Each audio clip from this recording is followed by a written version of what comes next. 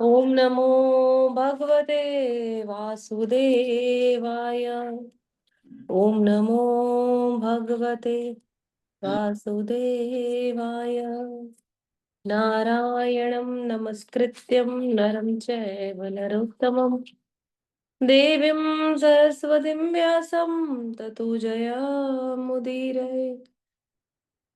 नष्टप्रायेषु अभद्रेषु नित्यं भागवत सेवया भगवती उत्तम श्लोके कृष्ण भक्तिर्भवती नैष्टिकी। कृष्णाय वासुदेवाय देवकी नंदनाय च नन्दगोपकुमाराय गोविन्दाय नमो नमः। ॐ अज्ञानतिमिरन्धस्य ज्ञानञ्जनशलाकया चक्षुरुन्मिलितं येन तस्मै श्रीगुरुवे नमः। श्रीचैतन्यमनोभीष्टं स्थापितं येन भूतले स्वयं रूपं तदा मह्यं ददाति स्वपदान्तिकम्। वन्देऽहं श्रीगुरु श्रीयुतपदकमलं श्रीगुरून् वैष्णवांश्च श्रीरूपं सागरजातं सहगण रघुनाथान्वितं तं सजीवं सावद्वैतं सावधूतं परिजनसहितं कृष्ण चैतन्य देवं श्रीराधा कृष्ण पादान् सहगण ललिता श्री विशाखान्वितांश्च हे कृष्ण करुणा सिंधु दीनबंधु जगतपते गोपेश गोपिका कांत राधा कांत नमस्तुते। तप्त कांचन गौरांगी राधे वृंदावनेश्वरी वृषभानुसुते देवी प्रणमामि हरि प्रिये। जय श्री कृष्ण चैतन्य प्रभु नित्यानंद श्री अद्वैत गदाधर शिवासादि गौर भक्त वृंद वाञ्छाकल्पतरुभ्यश्च कृपा सिन्धुभ्य एव च पतितानां पावनेभ्यो वैष्णवभ्यो नमो नमः। हरे कृष्णा कृष्णा कृष्णा हरे हरे हरे राम राम राम हरे हरे। नमो विष्णुपादाय कृष्णपृष्ठाय भूतले श्रीमते भक्ति वेदांत स्वामिनिति नामिने। नमस्ते सारस्वती दैवै गौरवाणी प्रचारिणे निर्विशेष शून्यवादी पाश्चात्य देश तारिणे।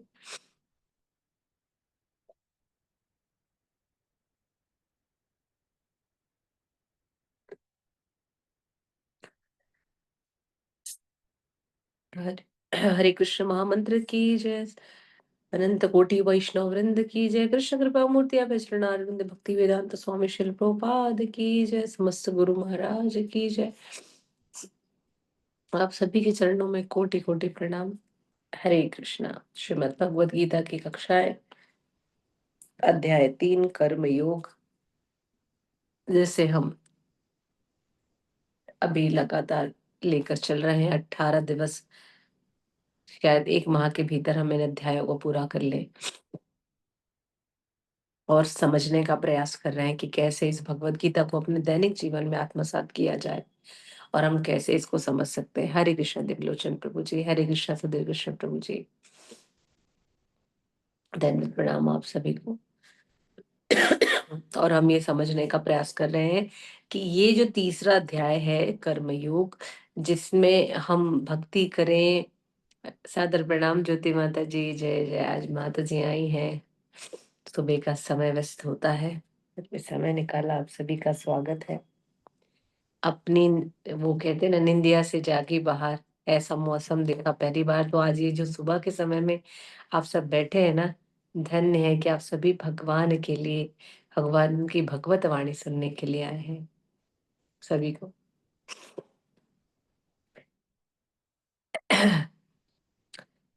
तो कर्मयोग कहता है कर्म करें, भक्ति करें, सब कुछ छोड़ दें, आगे लेकर चलें, कि वैराग्य धारण कर लें या फिर कुछ और भी सोचें। तो भगवान कहते कुछ सोचने की जरूरत नहीं है, जैसा मैं कह रहा हूं और जो समझाने का प्रयास कर रहा हूं बस इतने को ही समझो।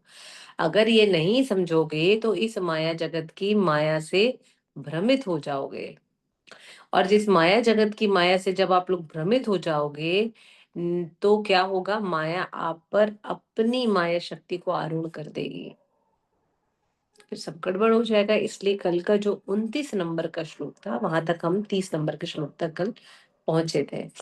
तो 30 नंबर श्लोक तक आप सभी को क्लियर हो गया है कि क्या क्या करना है, कैसे करना है?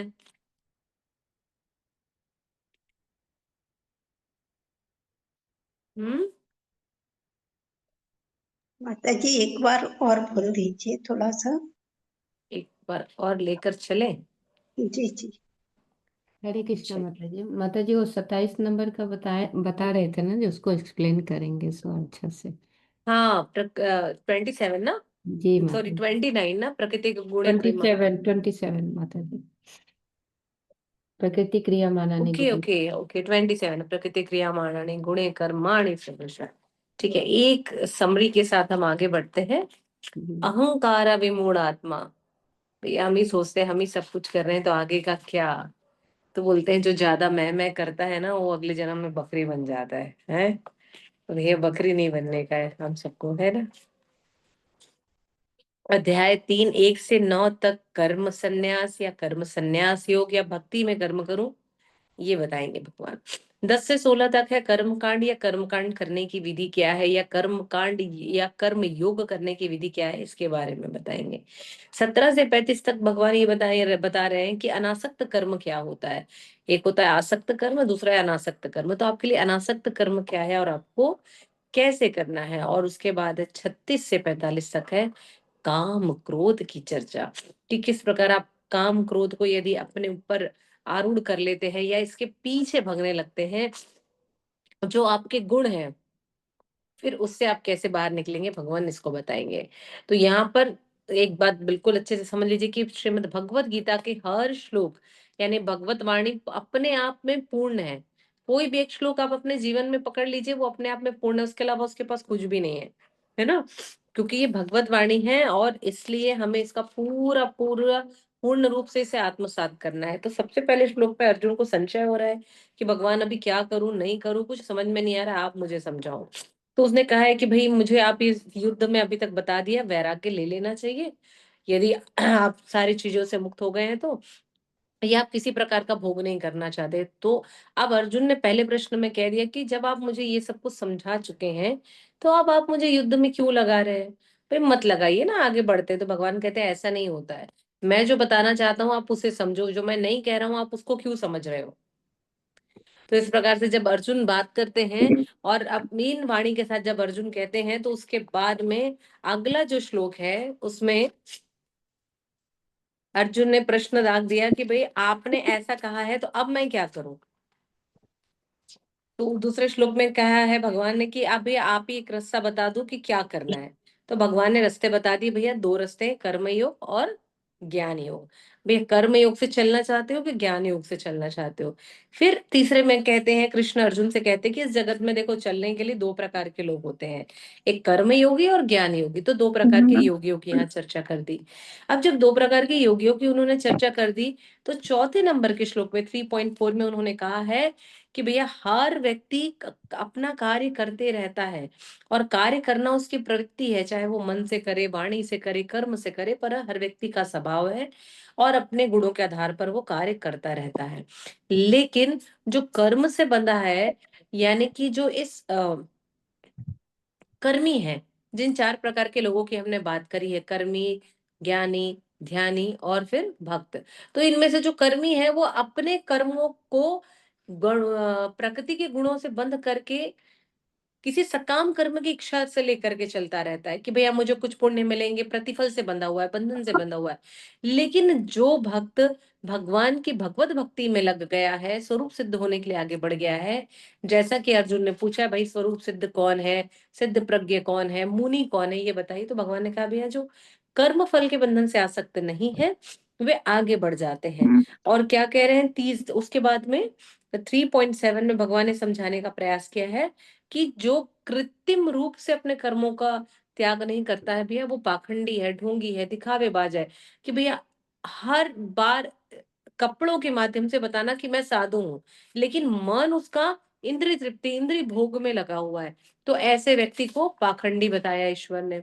उसके बाद में भगवान ने कहा है 8वें नंबर के श्लोक में कि आप अपने निर्धारित कर्तव्यों का पालन करिए, ऐसा कर्म नहीं करने से बेहतर है। यानी भगवान ने कहा है नित्यम कुरु कर्म तत्वम। अरे भैया, आपको जो कहा गया है, जिस धर्म में आपने जन्म लिया उस धर्म का पालन करिए, और आपको कुछ नहीं करना है, लेकिन प्रतिफल की इच्छा से नहीं। कोई प्रतिफल की इच्छा मत करिए। आगे 9वें श्लोक में कह देते हैं भगवान कि भैया कर्म योग करो। अब कर्म नहीं करना है। कर्म योग मीन्स फल की इच्छा नहीं करना है। कर्म योग मीन्स कृष्ण केंद्रित है, कृष्ण सेंटर में है। हमारा पूरा जीवन जो है कृष्ण के आगे बाजू घूम रहा है, बिल्कुल एक सर्कल के जैसे। जैसे एक सेंटर में पॉइंट होता है और आजू बाजू हम चक्कर लगाते रहते हैं, बिल्कुल इसी प्रकार से। तो कह रहे हैं कि भैया कर्म योग करो, पर फल की इच्छा मत करो। यही कर्म योग है। फिर अर्जुन ने प्रश्न कर दिया, भैया अगर यही कर्म योग है, यही कर्म यज्ञ है, तो यज्ञ क्यों, यज्ञ के लिए कार्य करना है? तो मैं यज्ञ के लिए कार्य क्यों कर रहा हूँ? तो यहाँ पर किसी भी प्रकार के अन्य कर्मकांडी यज्ञ की बात अर्जुन नहीं करते हैं। यहाँ अर्जुन पूछ रहे कौन से यज्ञ की आप बात कर रहे हैं? तो बोलते हैं मैं उस यज्ञ की बात कर रहा हूँ, यदि मनुष्य देवता गणों को प्रसन्न करने के लिए कार्य करते हैं तो ये कर्मकांड कहलाता है, देव यज्ञ कहलाता है। लेकिन यदि यही मनुष्यगण कृष्ण की प्रसन्नता के लिए, विष्णु की प्रसन्नता के लिए कार्य करते हैं तो ये विष्णु यज्ञ कहलाता है, और यही कर्म योग है, यही यज्ञ। तो आप ये करिए। और भगवान ये बता रहे हैं यहाँ पर आपके 3.12 और 13 में कि अगर यदि आप ये कर्म कर रहे हो, है ना, तो क्या कर रहे हो, जितने भी भगवान के जो पार्षद है, भगवान के जो सहायक अंग हैं, जो भगवान की इस ओवरऑल ब्रह्मांड की मिनिस्ट्री को संभाल रहे हैं, उनमें से सभी सहायक देवताओं को भगवान ने अपने अपने सुपर मटेरियल पावर्स थोड़े थोड़े दिए हुए हैं कि भैया अगर किसी को लगता है तो आप ये भी दे दीजिए, ये भी दे दीजिए। माता सरस्वती को, गणपति जी को, दुर्गा माता को, लक्ष्मी जी को, जल, अग्नि, वायु, पृथ्वी, अनल, सबको थोड़ा थोड़ा पावर्स दे रखा है। आपको जो चाहिए वो ले लो। लेकिन यहाँ से भगवान कहते हैं इसके बाद से कि हम कौन है, जीव। हम इन्हीं देवी देवताओं के प्रति इतने आसक्त हो जाते कि हमें लगता है सब कुछ देने वाले यही हैं। लेकिन हम ये बात समझ लें कि ये विष्णु यज्ञ यानी कि जो सेंटर में है कृष्ण, यदि हम उसका ध्यान करेंगे, और भगवान ने जो भगवत वाणी हमें दी है, वेद दिए हैं, वेद के इच्छा हम करते हैं, तो वेद का जब हम पालन करते हैं, शास्त्रों के नियम का अनुगमन करते हैं, तो हमें हमारे कर्तव्यों का पता चलता है। कर्तव्य पता चलते हैं तो हमें कर्म का निर्धारण हो जाता है। जब हमें कर्म का निर्धारण हो जाता है तो हम अनासक्त भाव से कर्म करते हैं। अब अनासक्त भाव से यज्ञ करते हैं, अपने कर्म करते हैं, तो परिणाम को कृष्ण पर छोड़ देते हैं। तो भगवान फिर देवी देवताओं को ऑर्डर पास करते हैं कि भैया जाइए, पानी गिराइए, जाइए वहां उस फल फूल धन धान्य उगाए। तो जैसे ही वर्षा होती है तो पृथ्वी माता धन्य धान्य से परिपूर्ण करती है। धन्य धन को पाते हैं तो जीव संतुष्ट होते हैं, जीव संतुष्ट होते हैं तो फिर भी भगवान का धन्यवाद करते हैं। तो इस प्रकार से यहाँ पूरा एक सर्कल बता दिया कि भाई हमें क्या करना है, क्या करना है। हमें किसी भी प्रकार से अकर्म नहीं करना है। हमें ऐसा कर्म नहीं करना है जिसकी वजह से हमें दंड मिले, पाप कर्म मिले, जो भौतिक इच्छाओं को पूरा करने के लिए नहीं, भौतिक इच्छाओं को पूरा करने वाला कार्य नहीं। हमें क्या करना है, थोड़ा सा अगर हम आगे बढ़ेंगे तो सकाम कर्मों की ओर आगे बढ़ेंगे। ठीक है, देवी देवताओं की इच्छा के लिए कार्य करेंगे, थोड़े पुण्यों के लिए कार्य करेंगे, भौतिक इच्छाओं के लिए कार्य करेंगे, लेकिन फिर भी कहीं ना कहीं उसमें देवी देवता गण या ईश्वर समाहित होंगे। और उसके बाद जो एकदम अकर्म में हम आ जाते हैं, जिसमें सब कुछ कार्य कृष्ण के लिए होता है, भोजन बनाना, भोग बनाना, ऑफिस जाना, नौकरी करना, पैसे लेकर आना, भगवान के लिए कोई सामान लेकर के आना, घर का राशन भी सोच करके लाना कि हम कृष्णा के लिए लेकर के आ रहे हैं, राधा रानी ये बनाएगी। तो जब हम ये सारी चीजें सोच करके करते हैं तो ये अकर्म हो जाता है, जहाँ सेंटर में कृष्ण होते हैं और कृष्ण के लिए खरीदारी की जाती है। जैसे इस समय भक्तों ने दीपावली मनाई होगी, जो वैष्णव भक्त हैं, गृहस्थ भक्त हैं, उन सब ने तो अरे यार इस बार लक्ष्मी नारायण की पूजा करनी है, हमें राम सीता की पूजा करनी है, हम यहाँ पर लक्ष्मी नारायण की पूजा करेंगे तो हम गणपति जी की भी पूजा करेंगे। लेकिन इस बार लक्ष्मी नारायण को हम लेकर के आ रहे हैं तो घर को सजाना है, संवारना है, साफ करना है। मन में भाव कैसा होगा, कौन सा चिंत भाव होगा कि हम हमारे लिए नहीं कर रहे हैं, भगवान के लिए करते हैं। ये दीपावली उत्सव कार्तिक मास है, दामोदर मास है, सबसे प्रिय मंत्र है भगवान का, सबसे प्रिय मास है। तो हम जब इन इच्छाओं के साथ कोई भी कार्य करते हैं तो यह कर्म बन जाता है, जहाँ किसी कर्म बंधन की इच्छा नहीं है, प्रतिफल की इच्छा नहीं है, सिर्फ कार्य है। तो इस प्रकार से यहाँ पर करते हैं। और फिर अर्जुन 17वें में प्रश्न पूछते हैं कि भाई जो कार्य नहीं कर रहे हैं तो उनका क्या है, उनका क्या होगा। तो भगवान कहते हैं भैया जो कार्य नहीं कर रहे हैं तुम उनकी चिंता मत करो, वे सभी पाप का भोग करेंगे। तो कहते हैं जो भौतिक इच्छा से मुक्त है उनका कोई भौतिक कर्तव्य भी नहीं है, पर तुम्हारा कर्तव्य है। 17वें नंबर पर भगवान बोल रहे हैं अर्जुन को, तुम्हारा कर्तव्य है। जिनकी भौतिक इच्छा नहीं है, जो स्वरूप सिद्ध हो गए हैं, जो आगे बढ़ गए हैं, भाई उनका कर्तव्य नहीं है, पर तुम्हारा कर्तव्य है अर्जुन, तुम इसका पालन करो और यहाँ से तुम आगे की ओर बढ़ो। इस प्रकार से अर्जुन को 17वें नंबर तक भगवान यहाँ बताते हैं। उसके बाद भगवान 18वें नंबर के श्लोक में कहते हैं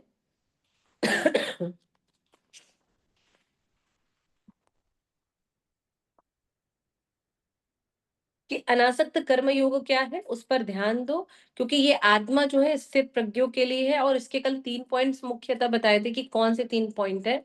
तो आत्मा जो है वो कैसी है, आत्मा आनंद में विहार करती है, आत्मा संतुष्ट होती है। और जब आत्मा का या व्यक्ति को आत्म साक्षात्कार हो जाता है तो वही स्थिर प्रज्ञ बन जाता है। तो यहां से निष्काम कर्मयोग के बारे में भगवान ने चर्चा शुरू करी। निष्काम, किसी इच्छा के लिए नहीं, भगवान की इच्छा के लिए, इसे ही अनासक्त कर्मयोग कहते हैं। इसके बारे में चर्चा करिए। और जब ये बताया तो फिर उन्होंने बताया कि भैया कैसे हम कार्य कर सकते हैं। तो हमें इसको समझने के लिए हम फिफ्थ कैंटो में पहुंच जाते हैं। श्रीमद् भागवतम की तो जड़ भरत की कथा आती है कि कैसे उन्होंने सर्वस्व का त्याग कर दिया। हमें अनासक्त कर्म को समझना है कि सब कुछ, पति बच्चे परिवार राज्य प्रजा सब सुखी, सब आनंद में थी उनके साथ, लेकिन उन्होंने सबका त्याग करके भगवत शरण में जाने के लिए राज्य को छोड़कर निकल गए। लेकिन फिर आए, आसक्ति में उलझ गए, फिर ध्यान रहा, पूर्व जन्मों का स्मरण रहा, फिर भगवान की अनासक्त भक्ति शुरू कर दी। और जब फिर से मनुष्य से स्वरूप लेकर के आए, पूर्व जन्मों की स्मृति बनी रही और उन्होंने भगवत धाम को अंत में प्राप्त किया। तो हमें कैसे समझना चाहिए, हमें इसी प्रकार से कार्य करना है। हमने जन्म लिया है, ये जीव मिला है, लेकिन हमें किस लिए मिला ये जीव, आसक्ति से बंधने के लिए नहीं, अपनी जिम्मेदारियों को पूर्ण करने के लिए मिला है। तो इन जिम्मेदारियों को पूर्ण करने का भाव होता है। 18वें में कहते हैं कि जीव यदि 5 प्रकार से ईश्वर से संबंध बना लेता है तो इन संबंधों को बहुत अच्छे से लेकर चल सकता है। तो चाहे दास्य भाव में, चाहे वात्सल्य भाव में, चाहे माधुर्य भाव में, चाहे सखा भाव में, चाहे शांत भाव में, किसी भी तरीके से यदि व्यक्ति यानी जीवात्मा भगवान से संबंध बना लेता है तो वह स्वरूप सिद्ध व्यक्ति हो जाता है। और ये भगवान के सबसे महत्वपूर्ण संबंध है। इसके बाद 19 और 20 के बाद हमने देखा, यहाँ से आगे बढ़ते हैं। तो 21वें नंबर के श्लोक में बहुत जो महत्वपूर्ण चर्चा हुई है उसमें भगवान ने बताया है कि जो महापुरुष जैसा आचरण करता है सामान्य व्यक्ति भी उसी का अनुसरण करता है। महापुरुषों के बारे में चर्चा हुई है और उन्होंने बताया कि भैया ये महापुरुष की चर्चा क्यों कर रहे हैं। तो भैया ये बताते हैं कि भाई जैसे कि राजा जनक का 20वें नंबर के श्लोक में बहुत अत्यधिक चर्चा करते हुए कहते हैं कि भैया राजा जनक का आचरण ऐसा था कि जो राजर्षि थे, लेकिन प्रजा के सामने ऐसा उन्होंने भाव बताया कि भैया मुझे कुछ करने की जरूरत नहीं, लेकिन आपको सिखाना है, इसलिए मैं भी आपके साथ ये काम करूंगा। तो प्रजा ने इस चीज को स्वीकार किया, उनका अनुसरण किया। तो हमें भी ऐसा ही अनुसरण करना है और समाज के सामने एक अच्छा उदाहरण बनकर प्रस्तुत होना है। और भगवान ने यही इसी प्रकार से सही तरीके से अनुसरण करने के लिए क्या बताया है कि जो जो भी आपके राजा हैं, लीडर्स हैं, उनके बताए हुए सिद्धांतों पर चलना, उनके ज्ञान मार्ग पर चलना और उनके बताए हुए कार्यों को ही करना। अपने मन से कुछ भी कार्य नहीं करना है और ना ही आपको ऐसा कोई कार्य करना है जिसके कारण आप समाज में कोई बोले अरे ये तो अपने अपने गुरु की कॉपी करता है। नहीं, आपको कॉपी नहीं करना है, आपको कॉपी नहीं करना है, आपको क्या करना है, उनके बताए हुए मार्ग पर चलना है। तो महापुरुषों का इसलिए हम क्या करते हैं, अनुसरण करते हैं, अनुकरण नहीं करना है, कोई कॉपी नहीं करना है। उसके बाद इन्होंने बताया है कि भाई अगर यदि हम यहाँ से आगे बढ़ते हैं तो क्या होगा, तो भगवान कहते हैं यहाँ पर, हे वृथा पुत्र, संबंधों को बताते हुए कहते हैं कि तीनों लोकों में मेरे अलावा कोई भी ऐसा नहीं है जो नियत कर्म नहीं है, ना ही मुझे किसी वस्तु का अभाव है और ना ही किसी की आवश्यकता है, फिर भी मैं नियत कर्म कर रहा हूँ। क्यों? क्योंकि मैं लीला पुरुषोत्तम भगवान अवतार लेकर के आए इस द्वापर युग में। और भगवान जब अपने लीला पुरुषोत्तम अवतार में आए हैं तो भगवान ने क्या किया है, इस शरीर के लिए जो नियत उनके कर्तव्य थे उन सब का उन्होंने पालन किया है। तो हमें ये बात समझना चाहिए कि जब भगवान इन सारे कर्मों को करने के लिए दृढ़ संकल्पित है तो फिर हम कौन होते हैं। तो हमें भी अपने नियत कर्मों को करना है। और भगवान यहाँ कहते हैं 23वें नंबर पे, यदि मैं नहीं करूंगा तो लोग मेरे ही पथ का अनुगमन करेंगे, इसलिए मैं अपने सारे कार्य करूंगा, नहीं करने का कोई प्रश्न ही नहीं आता है। आगे भगवान ने 3:25 में हमें समझाने का प्रयास किया कि किस प्रकार से मूर्ख और बुद्धिमान को हम समझ सकते हैं, जिसे हम ज्ञानी या अज्ञानी भी कहते हैं। तो अज्ञानी व्यक्ति वह है जो मायावाद निर्विशेषवाद से घिरा हुआ है, पाखंडी है, ढोंगी है, शास्त्रों का अवलोकन नहीं करता है, गुरु की आज्ञा को नहीं मानता है, अपनी सही समय पर ड्यूटी नहीं करता है, ड्यूटी मीन्स जो उसके नियत कर्तव्य है उनका पालन नहीं करता है, भक्ति नहीं करता है, भक्तों को दिग्भ्रमित करता है, उनके कार्यों में, सारी चीजों में बाधा डालता है। तो इस प्रकार के जो व्यक्ति हैं ये ज्ञानी है। और ज्ञानी कौन है? जो जानता है कि भगवान कौन है, जो पूर्ण रूप से अनासक्त होकर के कर्म करता है और अपने किए हुए सारे कार्यों को भगवान को समर्पित कर देता है, तो वो है ज्ञानी व्यक्ति। इसके बाद अब आ जाता है 27वें नंबर का श्लोक, जिस पर हम कल भी चर्चा कर रहे थे कि कौन सा श्लोक है।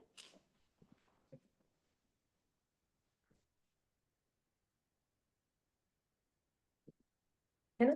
प्रकृते क्रियामाणानि गुणे कर्माणि सर्वश अहंकार विमूढ़ात्मा कर्ताति मन्यते।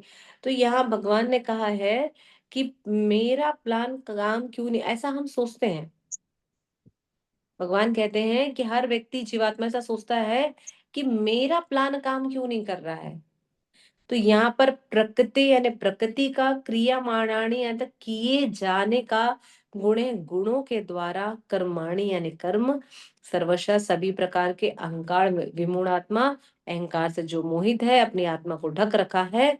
तो भगवान कह रहे जीवात्मा अहंकार के प्रभाव से मोहग्रस्त होकर अपने आप को समस्त कर्मों का कर्ता मान लेता है, जबकि वास्तव में प्रकृति के तीनों गुणों के द्वारा संपन्न किए जाते हैं। तो प्रकृति के 3 गुण कौन से हैं?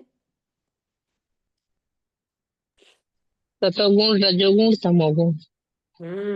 प्रकृति के तीनों गुण है, रजोगुण, सतोगुण और तमोगुण।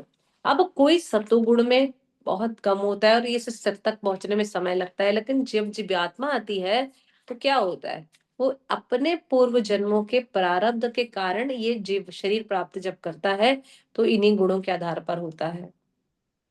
और आगे यहाँ पर कह रहे हैं भगवान समझाने के लिए हमें बता रहे हैं शिला प्रभुपाद ने कि कल 3-4 श्लोकों के रेफरेंस लिखाए हैं आप लोग को, 14.5, 9.10, 13.15 और 8.40। तो एक बार इसका अनुवाद पढ़ते हैं। रीना माता जी पढ़िए, इन सबके अनुवाद पढ़िए।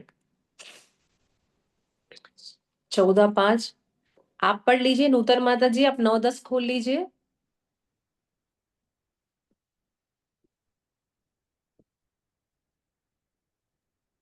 हरे कृष्णा माता जी। थे उसका 5 का और जीवन के अंत में जो केवल मेरा स्मरण करते हुए शरीर का त्याग करता है वह तुरंत मेरे स्वभाव को प्राप्त करता है, इसमें रंच मात्र भी संदेह नहीं है।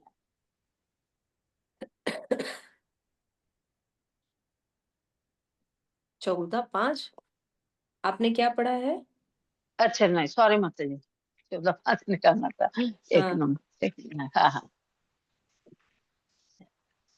प्रकृति का निकालना है ना, 14:5 जी। हाँ, जो झूठी प्रतिष्ठा मोह तथा कुसंगत से मुक्त है, जो शाश्वत सत्य तत्व को समझते हैं, जिन्होंने भौतिक काम को नष्ट कर दिया है, जो सुख तथा दुख के द्वंद्व से मुक्त है और जो मोह रहित होकर परम पुरुष के शरणागत होना जानते हैं, वे उस शाश्वत राज्य को प्राप्त होते हैं। हरी बोल। आप कौन से श्लोक पढ़े, कौन से अध्याय का? अच्छा, 14:5। एक मिनट माता जी। कोई बात नहीं, हाँ, कोई बात। हो गया। अच्छा, ठीक ठीक है। हाँ, रजस्तमस आ गया।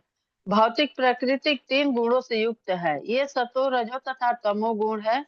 महाबाहु अर्जुन, अब शाश्वत जीव प्रकृति के संसर्ग में आता है, जो वह इन गुणों से बंध जाता है। हरी बोल, हरी बोल, जय जय।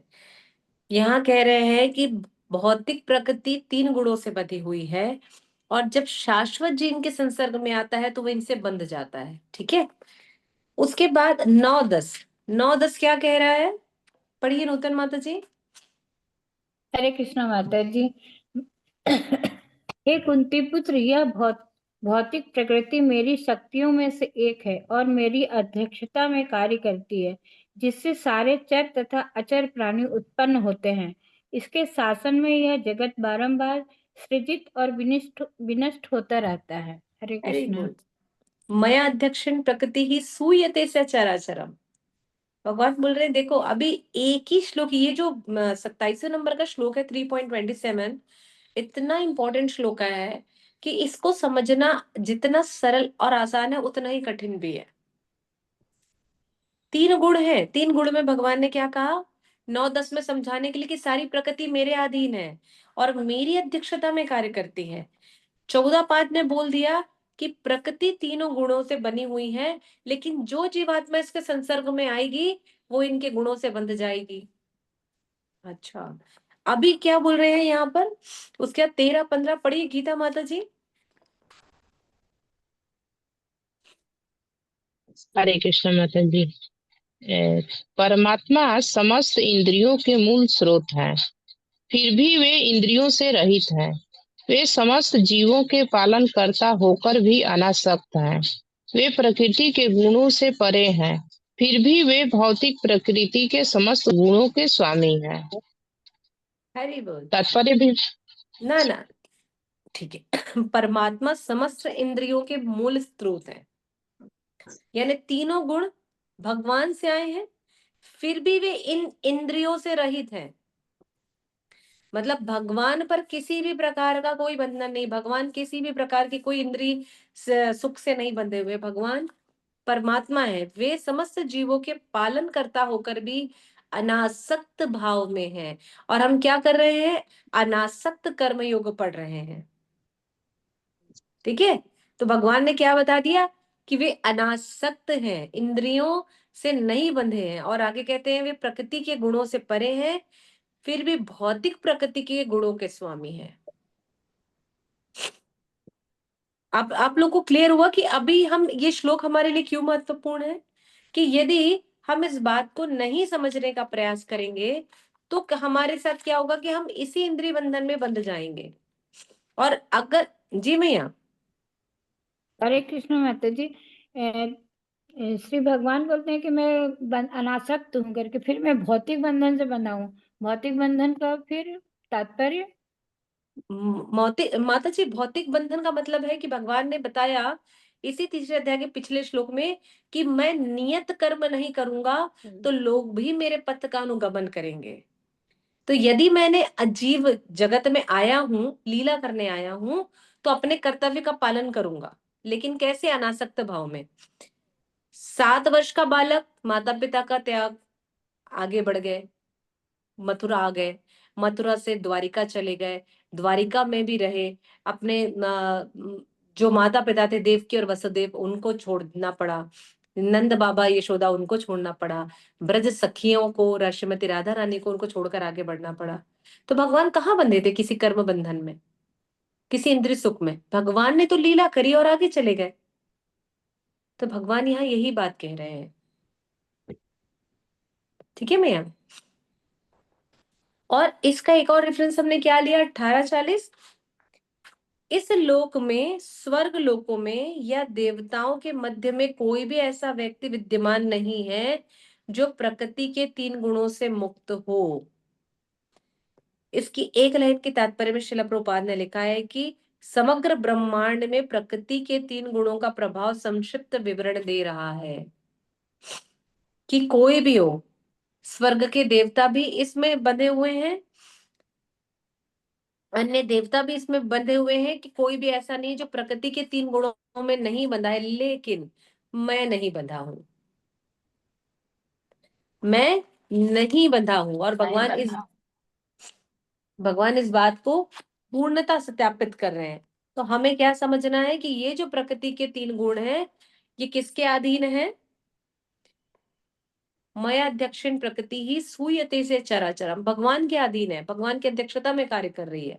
तो हम जो जीवात्मा है, क्या समझते हैं? अहंकार विमूढ़ आत्मा कर्ता अति मन्यते। वो जीवात्मा अहंकार से इतना ढकी हुई है कि वो सोचती कि जो भी कार्य कर रही है वो कर रही है, जो भी उसने कर्म किया है वो वही कर रही है। उसको कोई जीत मिली है तो उसने हासिल करी है, उसने कोई बड़ा लक्ष्य अर्जित किया है तो उसने किया। नहीं नहीं नहीं, ऐसा कुछ नहीं है, ऐसा नहीं है। यही जीवात्मा यहाँ पर भूल करती है। इसलिए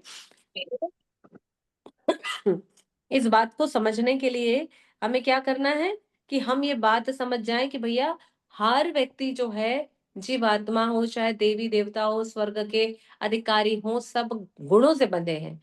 लेकिन यदि हम कृष्णा कॉन्शियस हो जाएं, कृष्णा भावना भावित कर्म करने लगे, अनासक्त भाव को अपना ले, तो हमारे लिए आसान होगा इस अहंकार से बाहर निकल पाना। थोड़ा मुश्किल है पर हो जाएगा। तो ये कौन कर पाते हैं? जो स्थिर प्रज्ञ हो जाते हैं, जो पूर्णता अपने आप को इस भौतिक जगत के कर्तव्यों से मुक्त करके केवल कृष्ण के द्वारा जो केंद्रित और जो कृष्ण के लिए कर्तव्य है, उन्हीं कर्तव्यों को पालन करते हैं। तो हमें इस प्रकार से ये कार्य करने हैं, तो हमारे लिए सबसे आसान होगा इस श्लोक को समझना। अभी सभी को क्लियर है? प्रकृति गुणे क्रियमाणानि। कृष्णा माता जी क्लियर है? जी माता जी। हम्म। आइए आगे बढ़ते हैं। और देखिए आज हम यहीं तक ही रुक गए, एक श्लोक पर चर्चा करते। आइए कम से कम कुछ 2-3 श्लोक ले लेते हैं। तो आज हम कहाँ से पढ़ेंगे? तीसरे से, है ना? 29-30 से जाएंगे ना? जी माता जी। हम्म। हरे माता जी कौन सा चैप्टर है? हरे कृष्ण माता जी, दंडवत हरे प्रणाम। कृष्णा जी माधव प्रभु जी, 3रा अध्याय 30वें नंबर का श्लोक, ठीक माता जी। कर्मयोग।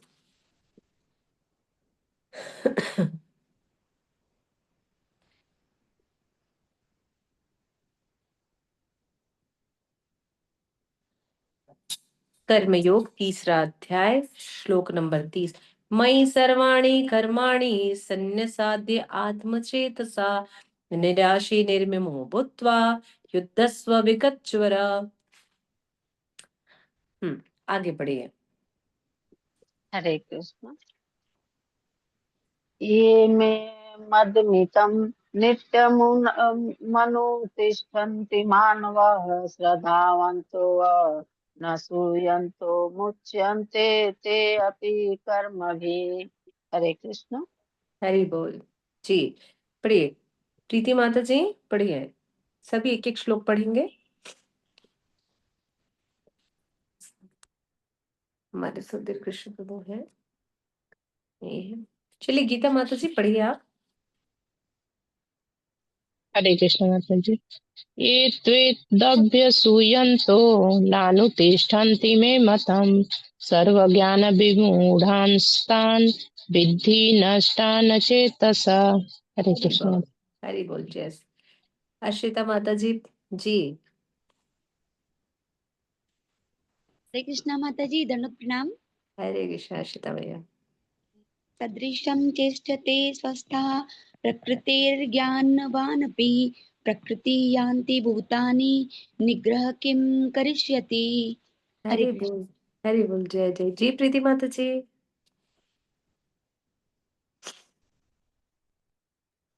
हरे कृष्ण माता जी, दंडवत प्रणाम।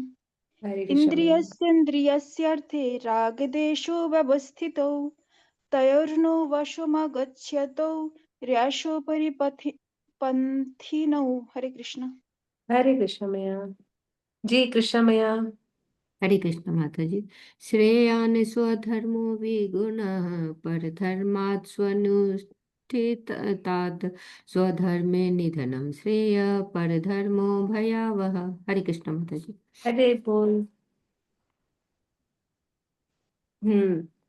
और कौन है जो नूतन माता जी पढ़िए। हरे कृष्ण माता जी। अर्जुन उवाच अतः केन प्रयुक्तयं पापं चरितः पुरुष अनिच्छन्नापि वार्ष्णेय बलादिव नियोजितः। हरे कृष्ण। हरे कृष्ण। हम अभी ना 36 तक पहले करते हैं, फिर हम इसके आगे बढ़ते हैं। हम्म? हरे कृष्ण माता जी। हरे कृष्ण मैया। जी दिव्यलोचन प्रभु जी पढ़िए, आगे पढ़िए। श्री भगवानुवाच काम एष क्रोध एष रजोगुणसमुद्भवा महासनो महापाप्मा विघ्नेन महि वैरिणम्। हरे कृष्ण माता जी। हरि बोल। जय जय। सुधीर कृष्ण प्रभु जी।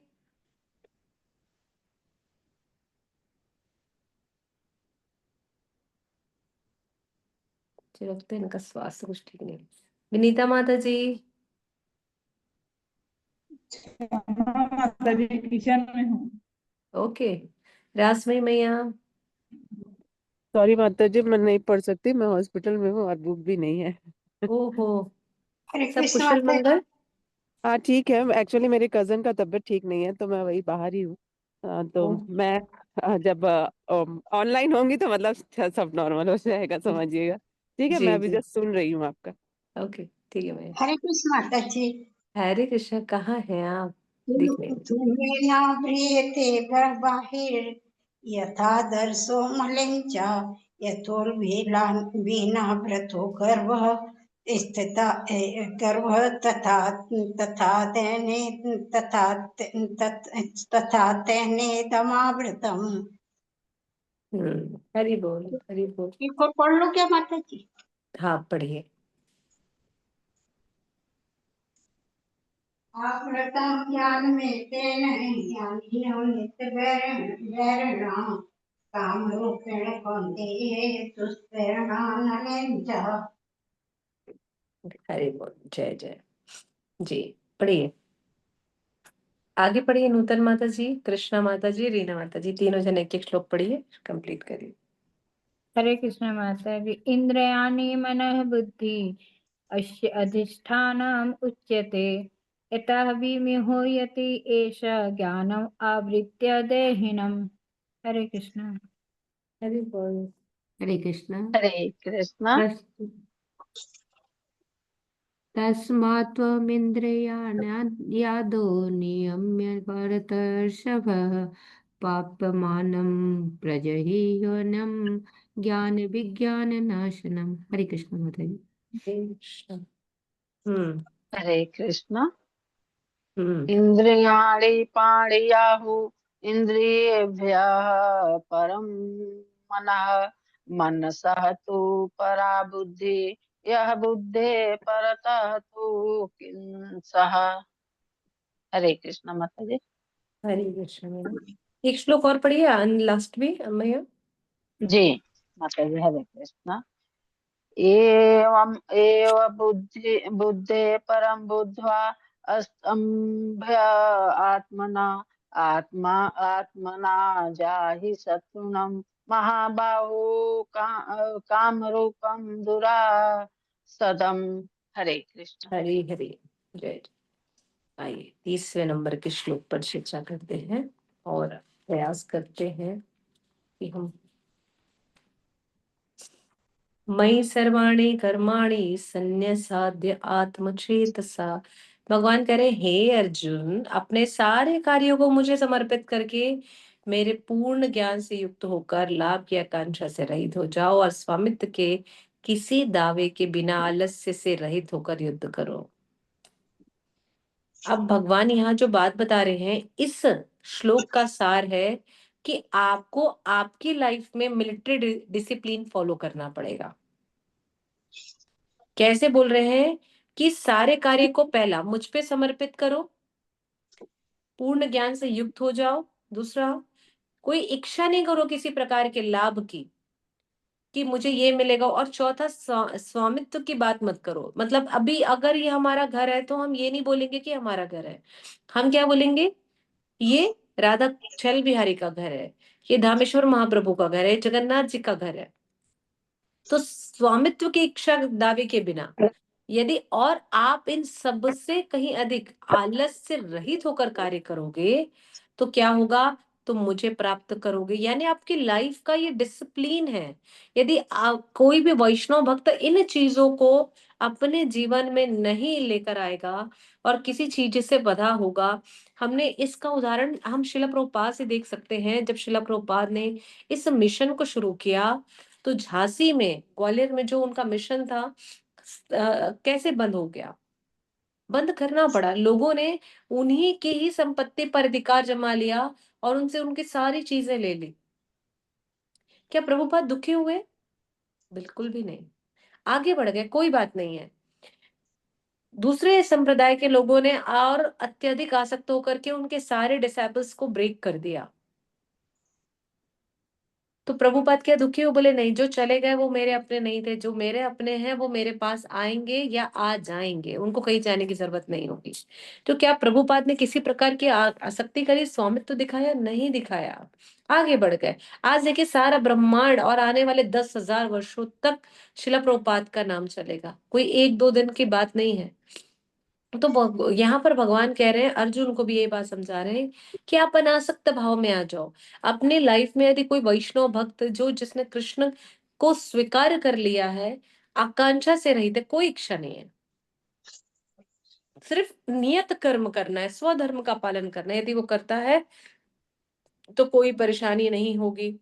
क्यों नहीं होगी? क्योंकि अब उसे और किसी प्रकार की इच्छा नहीं है। इसलिए क्या बोल रहे हैं भगवान, तुम आध्यात्मिक चेतना में स्थिर हो जाओ और युद्ध करो। दो सार है इसके। पहला, अपने लाइफ में डिसिप्लिन को फॉलो करो, मिलिट्री डिसिप्लिन। मिलिट्री वालों का रूल्स क्या होता है, ये करना है या नहीं करना है, 3 बजे उठना है या नहीं उठना है, आपको राइडिंग करनी है, आपको रनिंग करनी है, आपको ये खाना है पीना, एकदम कोई रूल्स ब्रेक नहीं होते। जिसने रूल ब्रेक किया उसको पनिशमेंट मिलती है और बहुत कठोर दंड मिलता है वहां पर। तो कह रहे हैं कि आप अपने लाइफ में ये रूल्स फॉलो करो। दूसरा क्या बोल रहे हैं अर्जुन को, अपने जीवन में आध्यात्मिक चेतना में स्थिर हो जाओ और युद्ध करो, परिणाम की चिंता मत करो, उसके लिए मैं बैठा हूं क्योंकि मैं तुम्हारा सारथी हूं। तो भगवान के प्रति जब हम शरणागत हो जाएंगे तो हमारा जीवन इतना सरल हो जाएगा। आगे 31 नंबर पर भगवान क्या कहते हैं कि ये मत मिदम नित्यम नानुतिष्ठन्ति मानवा। तो भगवान यहाँ क्या कह रहे हैं, जो व्यक्ति मेरे आदेशों के अनुसार अपना कर्तव्य करता है, जो व्यक्ति मेरे आदेश के अनुसार कर्तव्य करता है, ईर्ष्या रहित हो जाता है, उपदेश को श्रद्धा पूर्वक सुनता है, वही सकाम बंधन से मुक्त होता है। हाँ, भगवान बोल रहे सकाम बंधन से कौन मुक्त होगा, जो मेरे आदेश का पालन करेगा, जो भगवत गीता में मैंने कहा है वो यदि वो मानेगा तो। लेकिन कैसे? ईर्ष्या रहित होकर के। कैसे ईर्ष्या रहित होते हैं पता है आप सभी को?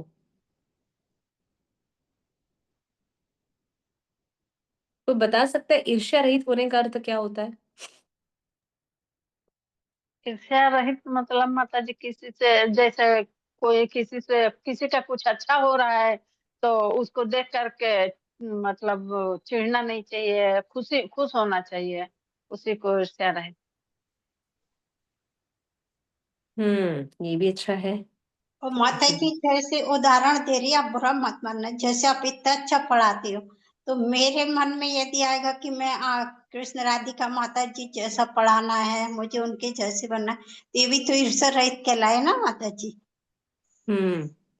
तो इसको अपन थोड़ा सा मोल्ड करते हैं यानी गुरु के प्रति जिसने आपको सिखा दिया है, बोलना सिखाया, शास्त्र समझना सिखाया, शास्त्रों का अवलोकन करना सिखाया। अब हम सोच रहे हैं हम ही गुरु बन जाएंगे, हम ही गुरु को सिखाएंगे, तो हम क्या करते हैं, करेक्शन करने लगते हैं।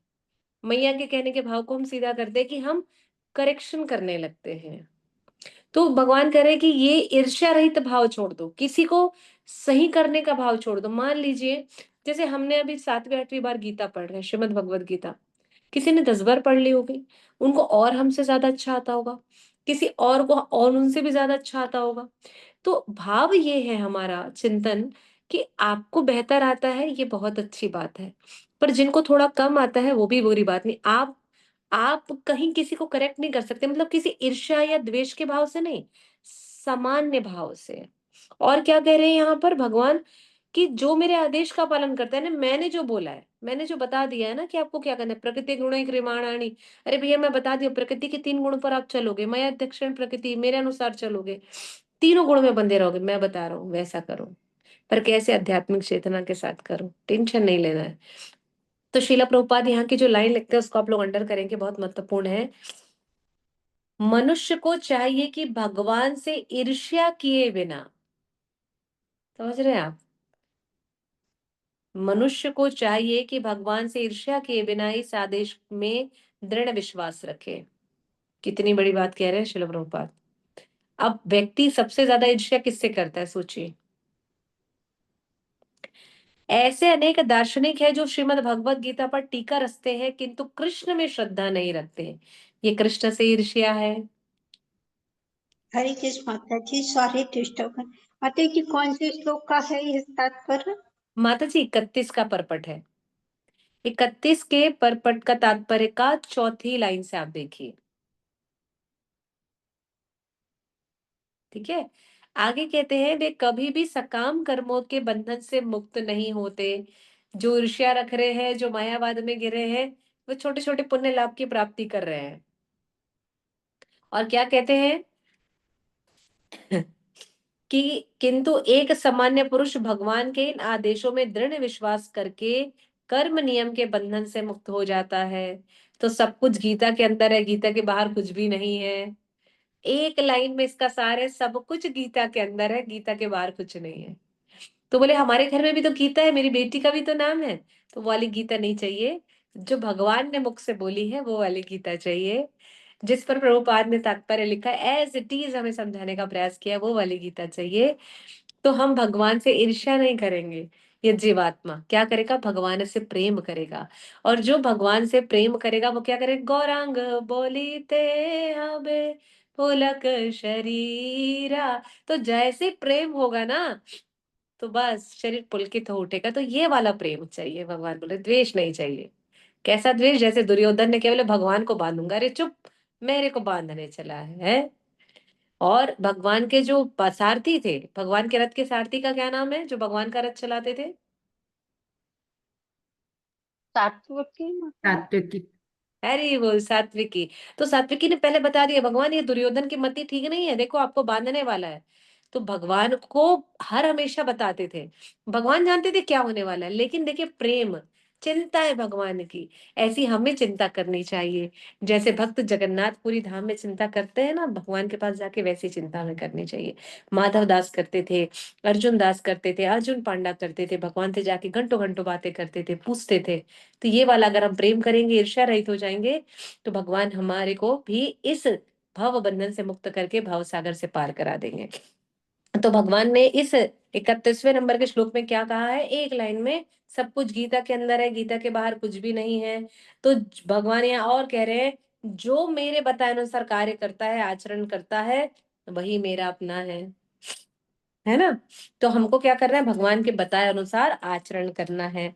उसके बाद कहते हैं 32 नंबर के श्लोक में, सर्व ज्ञान विमूढ़ात्मा तस्तादि वृद्धि नष्ट नष्ट न चेतसा। सर्व ज्ञान विमूढ़ात्मा, अभी क्या बोल रहे हैं, जो कि किंतु जो ईर्ष्यावश इन उपदेशों की उपेक्षा करते हैं, पहला पहला लाइन, ईर्ष्यावश उपेक्षा करते हैं। दूसरा, पालन भी नहीं करते हैं। तीसरा, ज्ञान से रहित हो गए हैं। चौथा, दिग्भ्रमित हो गए हैं। और सिद्धि के प्रयासों में नष्ट भ्रष्ट हो गए हैं, ये समझ ले जाना चाहिए। तो अब अर्जुन क्या कहते हैं, तो भगवान तो इतने दयालु हैं, आप सब कुछ जानते, फिर भी ऐसा क्यों? तो जो ईर्ष किन भगवान बोल रहे कि जो ऐसा करता है, जो ईर्ष्या के आवरण में बंधा हुआ है, वो भ्रमित हो जाएगा, उसका सारा ज्ञान भी नष्ट विनष्ट हो जाएगा। तो भैया जिसका सारा ज्ञान नष्ट विनष्ट हो गया, वो क्या ही कर लेगा बताइए आप। तो उन ईर्ष्यालु मनुष्य को नष्ट हुआ समझो, प्रकृति के द्वारा दंड मिला हुआ है ये समझो, भगवान कह रहे हैं। ठीक है, तो जो ईर्ष्यालु व्यक्ति भगवान के आदेश का पालन नहीं करता है, कृष्ण में श्रद्धा नहीं रखता है, उनकी बातों से सहमत नहीं होता है, वो क्या हो जाता है? ईश्वर को जो ईश्वर नहीं समझता है, वो प्रकृति के द्वारा दंड को भोग करता है। इसलिए क्या क्या कारण बता दिए? ईर्ष्या, उपदेश का अवलोकन नहीं करते हैं, पालन नहीं करते हैं, ज्ञान से रहित हो जाते हैं, दिग्भ्रमित हो जाते हैं, और सारे उनके ज्ञान और प्रयास नष्ट भ्रष्ट हो जाते हैं। अब इसका संबंध 31वें से देखिए, 32 का संबंध 31 से देखिए। जो पालन करेगा वो सकाम बंधन से मुक्त हो जाएगा, मेरे पास आ जाएगा, और जो पालन नहीं करेगा वो प्रकृति के द्वारा दंड पाएगा। 31 और 32 सिंपल, कितना आसान है, भगवान ने एकदम आसानी से बता दिया ना, भैया मेरे पास आओ, और नहीं आओगे तो ये यमराज बैठे हैं, आप जानिए, आपकी इच्छा है। उसके बाद 33 में कहते हैं सदृशम चेष्टते स्वाया, भगवान कह रहे हैं कि प्रकृति ज्ञान नावपि, तो भगवान कहते हैं अपनी स्थिति और स्वभाव के अनुसार ही भक्ति करिए, अन्यथा किसी प्रकार का दिखावा या पाखंड आडंबर मत करिए। क्या कह रहे हैं? ज्ञानी पुरुष भी अपनी प्रकृति के अनुसार ही कार्य करता है, क्योंकि सभी प्राणी तीनों गुणों से प्राप्त अपनी प्रकृति के अनुसार अनुसरण करते हैं, भला दमन से क्या हो सकता है। तो इसको साधारण शब्दों में समझना चाहिए कि हम हमारी श्रद्धा, हमारी भक्ति और शरीर की अवस्था के अनुसार भक्ति करते हैं, किसी प्रकार का दिखावा नहीं। जैसे अभी हम रिसेंटली मंदिर में बहुत सारे भक्त हमारे, या अन्य मंदिरों में भी भीष्म पंचक कर रहे हैं। हमारे यहाँ से एक माता जी कर रही, कमल माता जी, उनकी आयु देखिए, मैया जी कर रही, रीना मैया। अभी क्या है, दिखावा कर रहे हैं, क्या बोले लेवल लगा घूम रहे, भीष्म पंचक का दूसरा दिन तीसरा ना, अपनी श्रद्धा है, अपना मन है, अपना स्वभाव है, और इसको उन्होंने आत्मसात किया है कि अगर हम ये करते हैं तो शायद थोड़ी कृष्ण कृपा हम पर ज्यादा हो जाएगी। हाँ, नहीं, ऐसा इन्होंने नहीं सोचा, इन्होंने सोचा अगर मैं ऐसा करूंगी तो मेरे भगवान प्रसन्न हो जाएंगे, किसी कृपा या मोक्ष की लालसा नहीं है इनको। तो ये होता है वैष्णव स्वभाव, और यदि हम इस स्वभाव को जान लेंगे तो क्या होगा, हमारा कल्याण हो जाता है। इसलिए भगवान यहाँ कह रहे हैं सदृशम चेष्टते, के अनुसार, सदृशम अर्थात के अनुसार, अपने स्वाभाविक स्थिति के अनुसार जो व्यक्ति भक्ति करता है और आग प्रकृति के अनुसार कार्य करता है, वही प्राणी तीनों गुणों से प्राप्त प्रकृति का अनुसरण कर लेता है। समझ गया ना भैया मेरे को क्या करना है, मेरी स्थिति क्या है, स्वभाव क्या है, कितना कर सकता हूँ, नहीं कर सकता हूँ, बस, और क्या। तो भगवान भी ये कह रहे हैं कि अपने स्वभाव के अनुसार भक्ति करिए। बहुत अच्छा है, आप लोग कर रहे हैं, कृपा है, अन्यथा क्या होगा, हम फंस जाएंगे, हम उलझ जाएंगे। इसलिए शिल प्रभुपाद ने यहाँ पर इसी के रेफरेंस में दिया है, इसी का एक श्लोक, कौन सा श्लोक नंबर दिया, 7.14। अब बताओ तो 7.14 कौन सा श्लोक है, अगर किसी ने कल भगवत गीता पढ़ी है तो।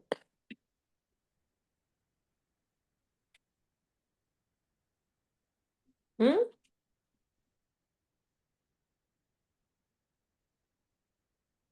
नहीं बता किसी को? हरे दैवी है कृष्ण माता जी, सगुणमयी, दैवी हूँ मैं। वाला श्लोक। हरि बोल, देवी हैषा गुणमयी मम माया दुर्तया। भगवान बोले भैया देखो, नहीं मानोगे तो क्या होगा, ये प्रकृति मेरी अध्यक्षता में कार्य करती है, और मेरी अध्यक्षता में जो दैवी शक्ति काम कर रही है वो माता दुर्गा है। नहीं मानोगे तो उसकी माया शक्ति से बाहर नहीं आ पाओगे, मम माया दुर्तया, और इससे बाहर आने के लिए क्या करना पड़ेगा, मेरी ही शरण में आना पड़ेगा। और नहीं आओगे तो बस गोल गोल घूमते रहना, जन्म मरण जन्म मरण जन्म मरण, फंसे रहो यहीं। फिर माया देवी भी बहुत टेस्टिंग लेती है। जैसे मान लीजिए फॉर एग्जाम्पल, हमारी रीना मैया भस्म पंचक कर रही हैं, सब कुछ ओके हो गया, भगवान एकदम प्रसन्न, बोले अब तो रीना ने बुलाया, मेरे को तो जाना ही पड़ेगा, माया देवी बोलेंगे रुके मैं टेस्ट लेके बता रही हूँ आपको, अभी नहीं जाने का है।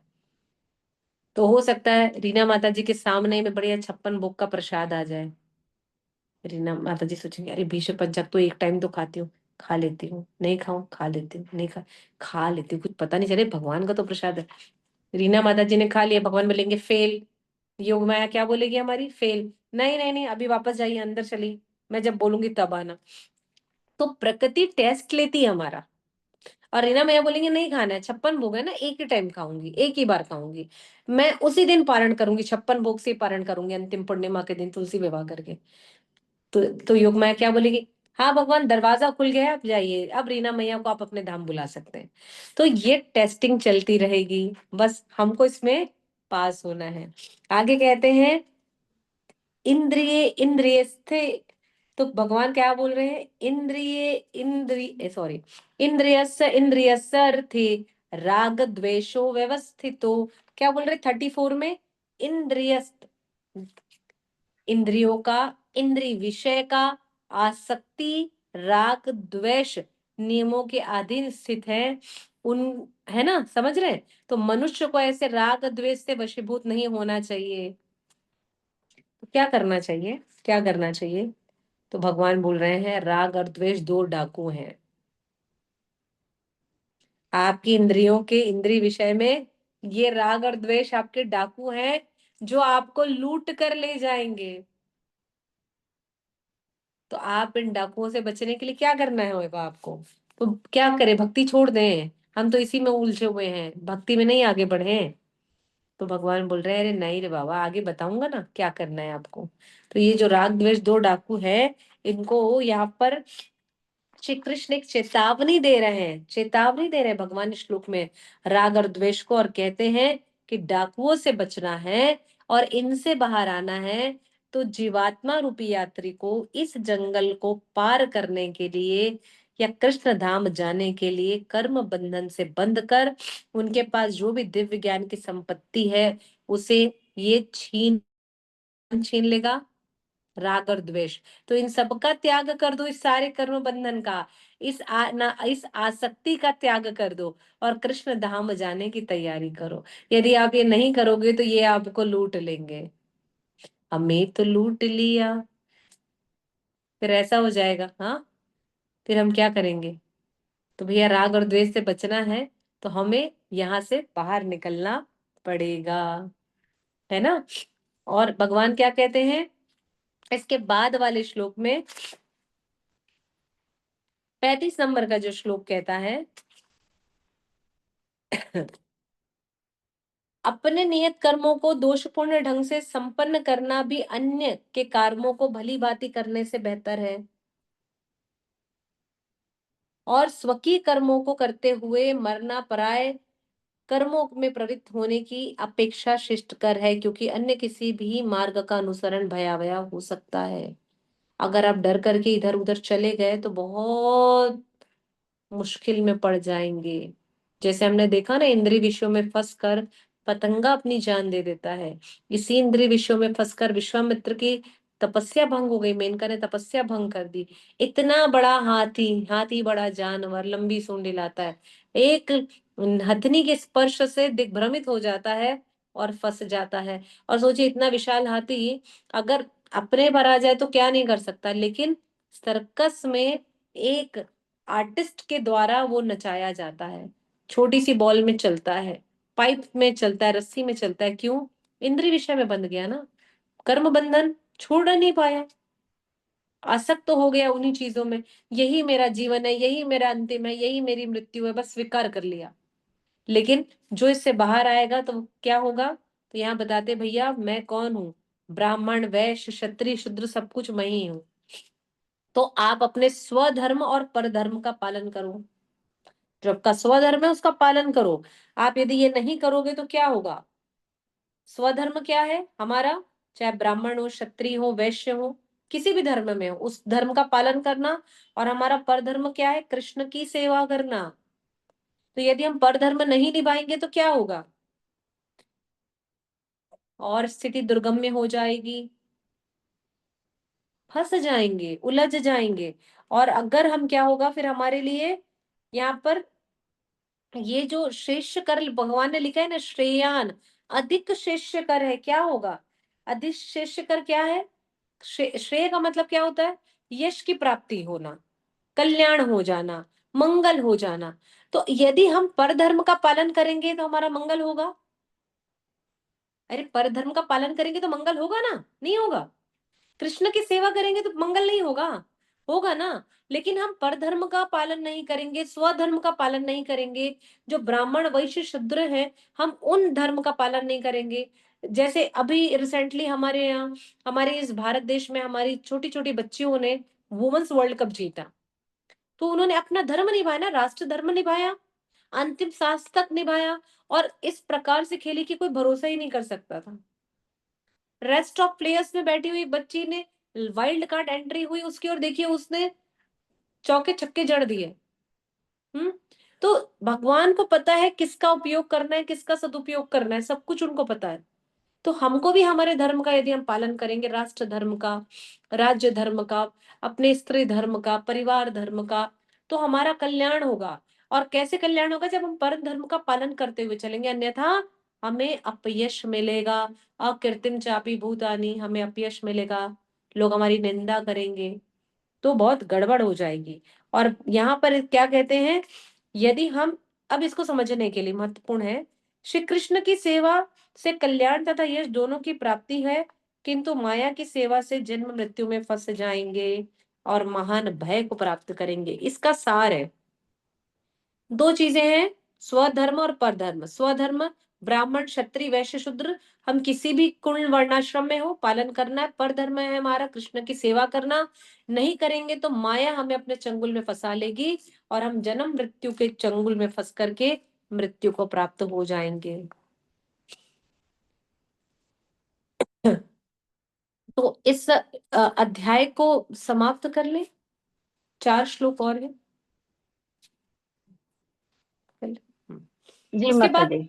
उसके बाद कहते हैं, अब अर्जुन प्रश्न पूछ रहे हैं 36 नंबर पर कि अर्जुन उवाच अत केन प्रयुक्तो अयम पापाचरति पुरुष। कहते हैं अर्जुन, हे वृष्णिवंशी, वृष्णिवंशी क्यों कहा अर्जुन ने यहाँ पर, बताएगा कोई?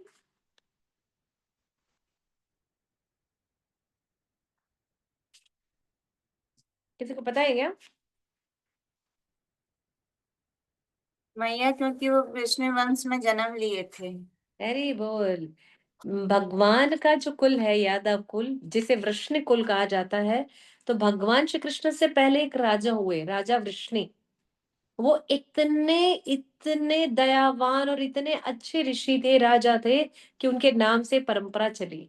तो अर्जुन ने कहा, हे वृष्णिवंशी, मतलब ऐसे कुल में आपने जहां जन्म लिया है, तो मनुष्य को ना चाहते हुए पाप कर्मों के लिए प्रेरित करो, ना चाहते हुए भी, मनुष्य ना चाहते हुए पाप कर्मों के लिए प्रेरित क्यों हो जाता है? क्षमा चाहूंगी, मैंने उल्टा पढ़ दिया, कि ना चाहते हुए भी मनुष्य पाप कर्मों के लिए क्यों प्रेरित हो रहा है?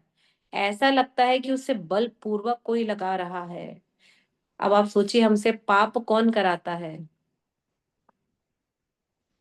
दो डाकू पीछे पड़े, दो डाकू पड़े, राग द्वेष या काम क्रोध, तो कौन कराता है? पापम चरितम पुरुषा, भैया कौन करा रहा है बलपूर्वक हमसे? काम और क्रोध, यही राग और द्वेष हमसे कार्य करा रहे हैं।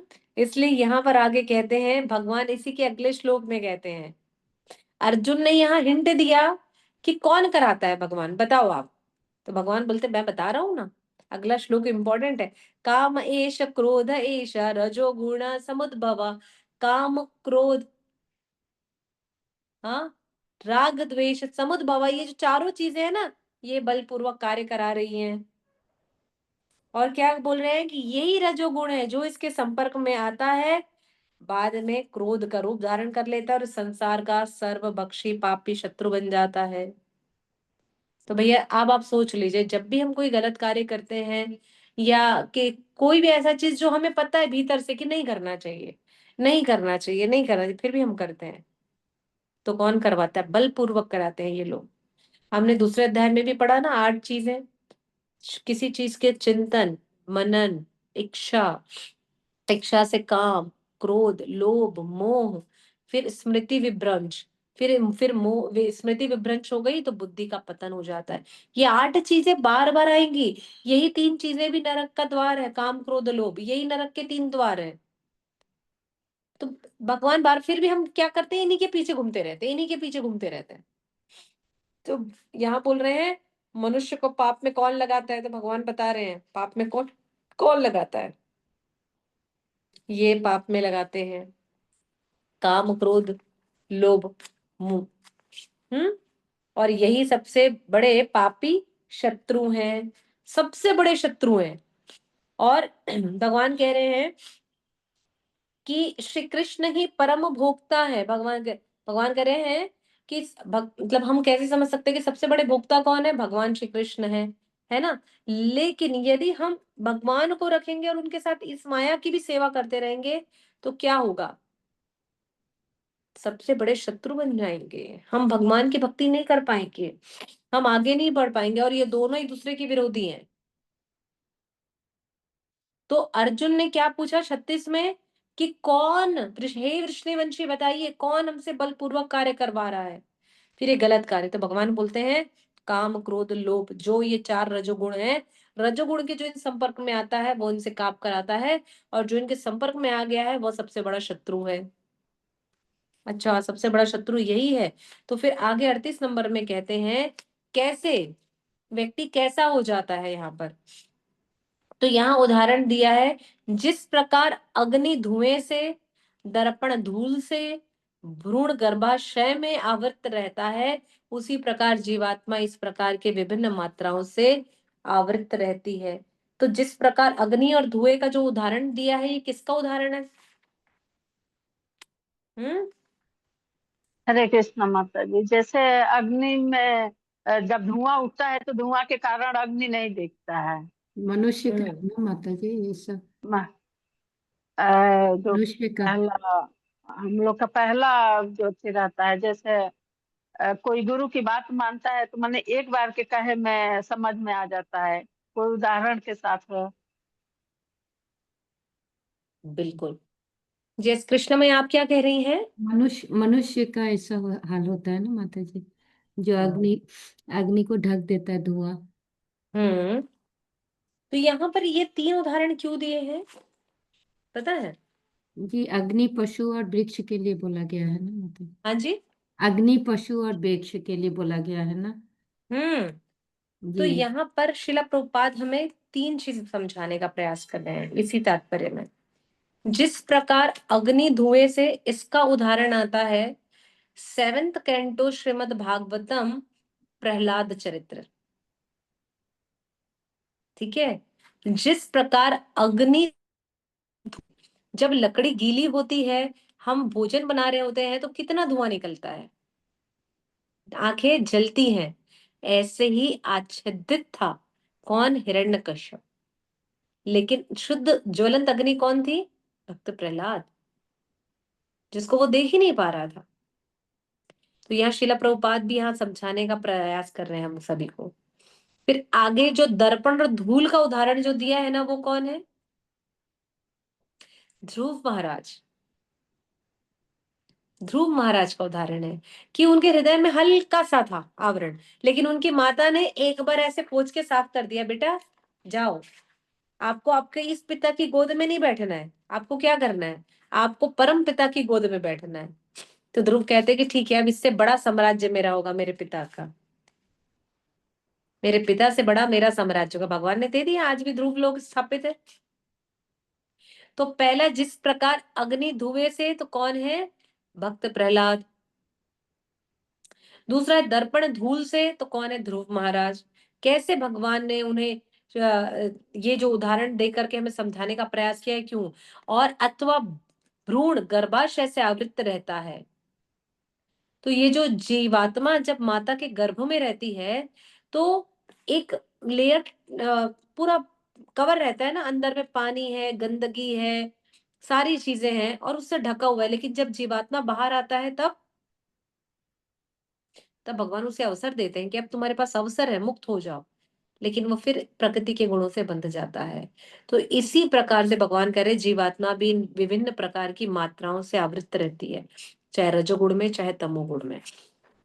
तो हमें क्या करना चाहिए, या शिला प्रभुपाद कह रहे हैं नीचे के इसी पैराग्राफ की नीचे थोड़ा सा बीच में पढ़ेंगे, पहला जहां जहां पर प्रभुपाद ने दिया मैं उसको अंडरलाइन करा रही हूँ आप लोग को। ऊपर से देखेंगे तीसरी लाइन में काम की उपमा धुएं से दी जाती है, तो समझना चाहिए कि जीवित स्फुटलिंग की अग्नि के कुछ कुछ अनुभव गम्य है।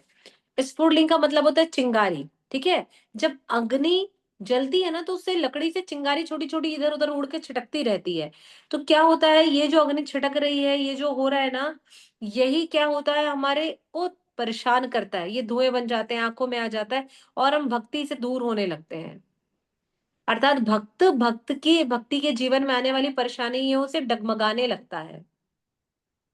फिर क्या बोलता है, अरे भैया गैस चूल्हे में नहीं बनाने का है, लकड़ी में नहीं बनाना है, गैस चूल्हा लगा लो, बायोगैस लगा लो। इजी इजी गोइंग हो गया, सरल मार्ग में आ गया। तो हमें क्या करना है, सरल मार्ग में नहीं, जैसे चल रहे वैसे देखना चाहिए। जैसे भक्त प्रहलाद ने हजारों परेशानी विपत्ति में अग्नि में जलाया गया, ऊपर से फेंका गया, सर्प के द्वारा दंश दिया गया, नीचे समुद्र में फेंक दिया गया, पहाड़ी से फेंका गया, सब कुछ किया गया, लेकिन प्रहलाद डगमगाया क्या? नहीं, और बाहर निकल के आया। उसी प्रकार से आगे यहाँ पर कह रहे शिला प्रभुपाद, अब यहाँ से तीसरी लाइन में कह रहे हैं, दूसरे शब्दों में जब जीवात्मा अपने कृष्ण भावनामृत को कुछ कुछ प्रकट करता है तो उसकी उपमाएं धुएं से आवृत अग्नि से दी जाती हैं। यद्यपि जहां कहीं धुआं होता है वहां अग्नि होगी ही होगी। प्रारंभिक अवस्था में अग्नि प्रत्यक्ष अभिव्यक्ति नहीं होती है। जब हम जलाते हैं लकड़ी तो तुरंत दिखती है क्या? भक्त प्रहलाद धीरे धीरे गुरुकुल में अपने माँ के गर्भ में जब उन्होंने इस सारी चीजों को सुना, समझने का प्रयास किया, तो शायद उन्हें समझ में ना आया हो या समझ आ गया हो, लेकिन गुरुकुल गए तो जो सीखा माँ के गर्भ में, जो सुना अपने गुरु नारद से, उसको सबको धीरे धीरे देना शुरू किया। तो पहले उनके पिता को लगा रहा ठीक है बच्चा है, चलेगा चलेगा कोई बात नहीं, लेकिन जैसे ही अग्नि प्रज्वलित हो गई, धुआं छड़ गया, सबको समझ में आ गया कि ये भक्त प्रहलाद है और आगे जाके भक्त शिरोमणि कहलाएंगे। फिर आगे कह रहे प्रभुपाद यहाँ पर मन रूपी दर्पण को अनेकों अनेक आध्यात्मिक विधियों से स्वच्छ करने की प्रक्रिया समान है। सर्वश्रेष्ठ विधि है भगवान के पवित्र नाम का संकीर्तन। हरे कृष्ण कृष्ण कृष्ण हरे हरे, हरे राम राम राम हरे हरे। सर्वश्रेष्ठ विधि है हरि नाम कीर्तन। गर्भाशय द्वारा आवृत भ्रूण का दृष्टांत असहाय अवस्था में दिया गया है, क्योंकि गर्भस्थ शिशु इधर उधर हिलता डुलता है पर स्वतंत्र नहीं है। जब माँ के गर्भ में बालक खेलता है तो माँ सोचती है मेरा बच्चा खेल रहा है, लेकिन एक अज्ञानी माँ को कैसे पता होगा कि उसे अंदर तो हजारों अनंत कीड़े काट रहे हैं, उसे कष्ट हो रहा है, वो बाहर निकलना चाहता है इस माया जगत से, इस भव सागर से, पुनः भगवत धाम को प्राप्त करना चाहता है। लेकिन वो क्या सोचती है, मेरा बालक खेल रहा है, मैंने अभी अभी गुपचुप खाया तो उसे मजा आ गया होगा, मैंने पिज्जा बर्गर लिया उसे मजा आ गया होगा, ये सोचती है वो। लेकिन यहाँ पर क्या बोल रहे हैं प्रभुपाद समझाने के लिए कि जैसे गर्भस्थ शिशु इधर उधर हिलते डुलने के लिए स्वतंत्र भी नहीं रहता, पर वहीं हाथ पैर मारता रहता है। जीवन की अवस्था वृक्षों के समान है, वृक्ष भी जीवात्माएं हैं, काम की प्रबलता उनमें देखी जाती है, पर प्राय चेतना शून्य होती है। फिर तीसरा उन्होंने कहा दिया है कि धूमिल दर्पण पशु पक्षियों के समान है और धूम से आवृत अग्नि मनुष्य के समान होती है। तो आपको क्या समझना है कि जो तीन उदाहरण दिए हैं जो भगवान के, अब पीछे के दो श्लोक में चलिए। अर्जुन ने प्रश्न किया कौन बलपूर्वक काम करा रहा है हम आत्माओं से, तो भगवान बोल रहे भैया काम क्रोध राग द्वेष। कैसे काम कराते हैं, तो जीवात्माओं को ये तीनों चीजें ढाक देती है, चारों चीजें कैसे ढाक देती है, जैसे अग्नि जब लकड़ी गीली हो तो नहीं दिखाई देता और धुआं होता पर अग्नि होती है, जहां धुआं है वहां अग्नि है।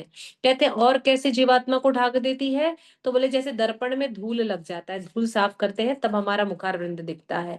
और कैसे, जैसे एक गर्भस्थ शिशु माँ के गर्भ में आवृत के अंदर बंद रहता है लेकिन हाथ पैर मारता पर बंधा हुआ रहता है, तो ऐसी माया जगत है, हम बंधे हुए हैं, इससे बाहर निकलना है तो प्रभुपाद ने कहा एक ही मार्ग है बस, हरि नाम संकीर्तन यज्ञ।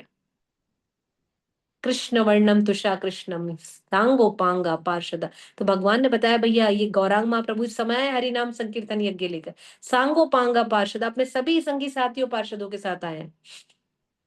हमको बस यही करना है, यज्ञ संकीर्तनम प्राय। भैया एक ही काम, एक ही यज्ञ, सब कुछ ओके हो जाएगा। आगे कहते हैं कि इस प्रकार ज्ञान में जीवात्मा की शुद्ध चेतना उसके काम रूपे नित्य शत्रु से ढकी रहती है, जो कभी तुष्ट नहीं होती है। तो यदि हम सब कुछ त्याग करना चाहते हैं तो क्या करना होगा? भक्ति करनी होगी। ये नहीं सोचना है यहाँ पर जो बोल रहे हैं कि पहले भोग कर लेता हूं फिर योग करूंगा।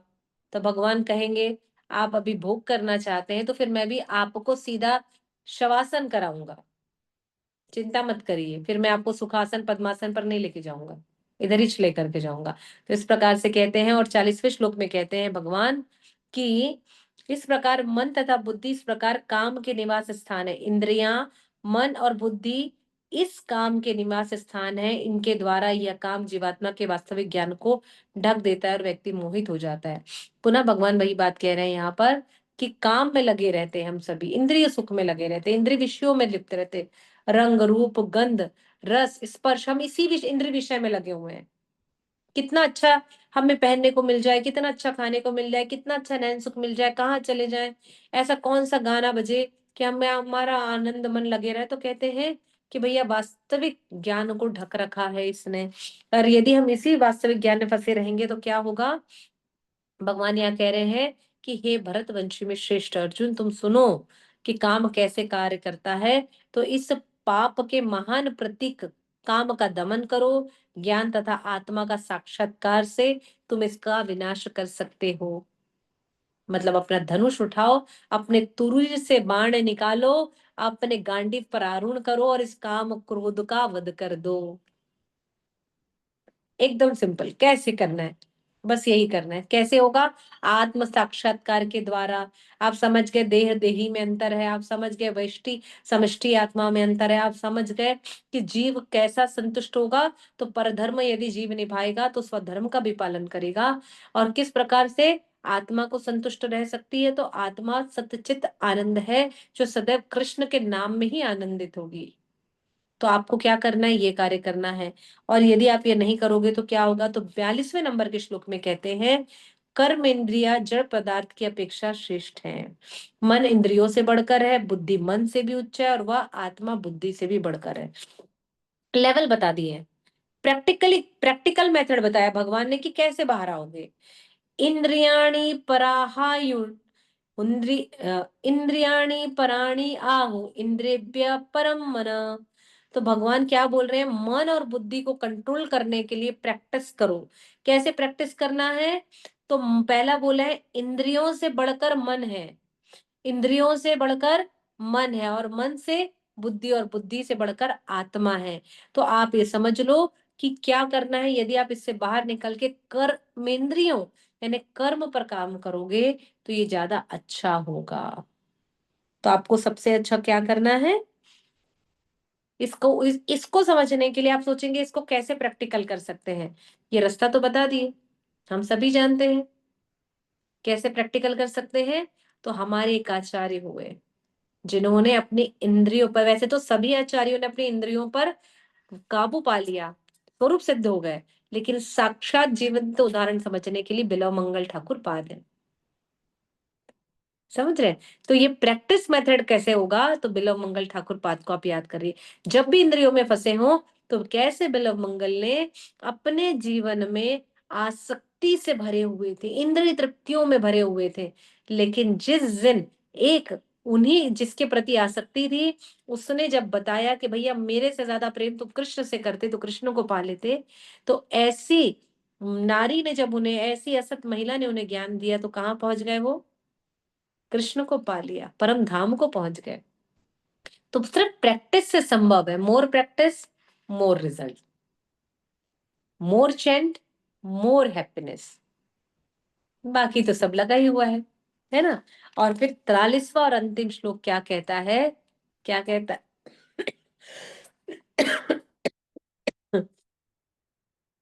एवं बुद्धे परम बुद्धवा भगवान यहाँ कह रहे एवं बुद्धे परम बुद्धवा, इस प्रकार है महाबाहु अर्जुन, अपनी भौतिक इंद्रियां मन बुद्धि से परे ज्ञान, मन बुद्धि परे जानकर मन को सावधान आध्यात्मिक बुद्धि में स्थित करके आध्यात्मिक शक्ति के द्वारा इस काम रूपी दुर्जय शत्रु को जीत लो। कैसे जीतना है? कर्म योग से जीतना है। हमने जो पूरा पाठ पढ़ा है अध्याय 3 कर्म योग, भक्ति या कर्म का त्याग नहीं, भक्ति करनी है, अनासक्त होकर के भक्ति करनी है, निष्काम कर्म बंधन में आकर के भक्ति करनी है। तो हमें क्या मिलेगा? आत्म साक्षात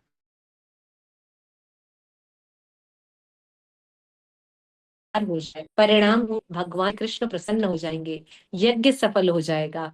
तो क्या होगा? हम जो 4 शत्रु है काम क्रोध लोभ मोह, उससे मुक्त हो जाएंगे।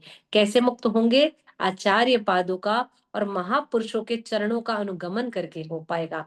राजा जनक, बिलव मंगल ठाकुर पाद और रामानुजाचार्य के बहुत अच्छे शिष्य हुए धनुर्दास, जिनकी आसक्ति थी अपनी पत्नी पर, बहुत सुंदर थी उनकी पत्नी, तो वो ना रास्ते में ना उल्टा चलते थे। आप सभी ने कथा सुनी होगी, नहीं सुनी है? दक्षिण भारत में हम सभी जानते हैं रामानुजाचार्य पाद है, और रामानुजाचार्य पाद के अनेक शिष्य थे, उनमें से एक थे धनुर्दास। तो धनुर्दास ऐसे बने कि जब वे अपनी पत्नी को श्री रंगनाथ जी के दर्शन कराने के लिए ले करके जा रहे थे, तो उन्होंने देखा कि मार्ग में आते आते इधर रामानुजाचार्य पाद चल रहा है, इधर धनुर्दास चल रहा है। तो हम कैसे चलेंगे? हम दोनों आजू बाजू चलेंगे ना। मान लीजिए हम चल रहे हैं तो कृष्णा माता जी और हम साथ साथ चल रहे हैं, लेकिन उनके जो पति थे वो सामने से चल रहे थे, अपनी पत्नी को देखते, इतनी सुंदर थी उनकी पत्नी, कमल नयन नेत्र थे, बहुत सुंदर। रूप की चर्चा होती है कि उनके बहुत सुंदर थे, तो इतने आसक्त। तो रामानुजाचार्य पाद कहते हैं कि ये क्या कर रहे हैं? तो बोले ये अपनी पत्नी से बहुत अधिक आसक्त है और ये ऐसे ही चलते हैं। तो बोले अच्छा ऐसा है क्या? तो बोले ठीक है, श्री रंगनाथ जी की, बोले इनको कल सुबह मंदिर लेकर के आइए। तो उनको बोलते हैं कि आपको रामानुजाचार्य पाद जी ने बुलाया है। तो बोले क्यों? बोले मैं एक क्षण के लिए भी अपनी पत्नी से दूर नहीं जाता हूँ। तो बोले नहीं, आप बस कुछ समय दीजिए। और विशेष बात उन्होंने कही कि यदि आपको इसके बाद कुछ भी करने को नहीं कहा जाएगा, बस आप आ जाइए। तो धनुर्दास जी आते हैं, और धनुर्दास जब आते हैं वहां पर, तो रामानुजाचार्य पाद पूछते कि भैया आपने ऐसा क्या कर रहे थे? तो बोले मेरी पत्नी इतनी सुंदर है कि मैंने आज तक इससे सुंदर स्त्री कोई देखी नहीं, तो मैं इसके अलावा किसी और का दर्शन नहीं करना चाहता, मेरे नेत्रों को इसके अलावा कोई और दर्शन नहीं चाहिए। तो रामानुजाचार्य पाद को बड़ा ना तकलीफ हुई, ईर्ष्या हुई, तो ये क्या है? तो उन्होंने कहा अगर मैं तुमको इससे सुंदर चीज दिखा दूं तो, अगर इससे सुंदर दर्शन करा दूं तो, तुम्हें इससे भी सुंदर कोई मिल जाए तो बोले ठीक है, फिर मैं आज के बाद अपनी पत्नी को कभी नहीं देखूंगा। तो बोले ठीक है, आप कल सुबह आइए। उन्होंने उनको सुबह सुबह मंगल आरती के समय में मंदिर बुलाया, और जब मंदिर बुलाया तो ऐसे दिव्य दर्शन कराए इस तरीके से कि सीधा उनकी नजर जाकर धनुर्दास की सीधा श्री रंगनाथ जी के नेत्रों में जाकर अटक गई। नमः पंकज नाभाय नमः पंकज मालिनी। अरे भैया, जैसे ही कमल नेत्र देखे, नमः पंकज नेत्राय, अब तो रामानुजाचार्य पाद ने जो दर्शन करा दिए धनुर्दास को, अब धनुर्दास को और किसी चीज की इच्छा नहीं थी। इसके बाद वो केवल वही रंगनाथ जी में रह करके उनकी सेवा करने लगे, और अपनी पत्नी को पलट कर नहीं देखा। तो आसक्ति से मुक्त होने के लिए हमें क्या करना पड़ेगा? भगवान को उस भाव से स्मरण करके देखना पड़ेगा। लेकिन दिखेंगे कैसे? आपको पता है हमको भगवान आज तक, अभी तक हमारे जीवन में ऐसे क्यों नहीं दिखे? क्योंकि अब तक हमें ऐसे गुरु नहीं मिले, और जो गुरु ने हमको दर्शन करा दिया उसके बाद अब किसी और दर्शन की लालसा नहीं है। उन्होंने जो पकड़ा दिया और जो दिखा दिया, बस यही बचा है। तो हम सभी प्रार्थना करते हैं कि हमारे भी जीवन में जो गुरु हैं वो हमें ऐसे ईश्वर के दर्शन कराएं कि जिसके बाद कोई अन्य दर्शन करने की लालसा ना हो, किसी और चीज की इच्छा ना हो।